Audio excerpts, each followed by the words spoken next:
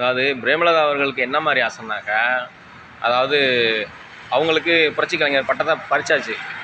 பின்னால் அந்த பிரபாகரன்கிற வரக்கூடிய கேப்டன், அந்த கேப்டன் பட்டத்தையும் பறிச்சாச்சு. கேப்டன் சொல்லிட்டு கேப்டன் விஜயகாந்த்னு சொல்லி யார் என்ன சொன்னாலும் கேப்டன் விஜயகாந்த்னு சொல்லி விஜயகாந்தை மண்ணுக்குள்ளே இறக்கி புதைச்சாச்சு. நம்மளோட பதவி ஆசையை பயன்படுத்தி எப்படியாவது எவனையாவது யூஸ் பண்ணிக்கிட்டு நம்ம பையனை வந்துட்டு சின்ன கேப்டன் ஆக்கி விட்டுறணும். விஜய பிரபாகரனை சின்ன கேப்டன் ஆக்கி விட்டுறணும். சண்முக பாண்டியனை வந்து தளபதி ஆக்கி விட்டுறணும். தளபதிங்கிற பட்டம் யாருக்குமே இல்லாமல் அப்போ ஒட்டுமொத்த பட்டமும் நம்ம குடும்பத்துக்கு வந்துடும்.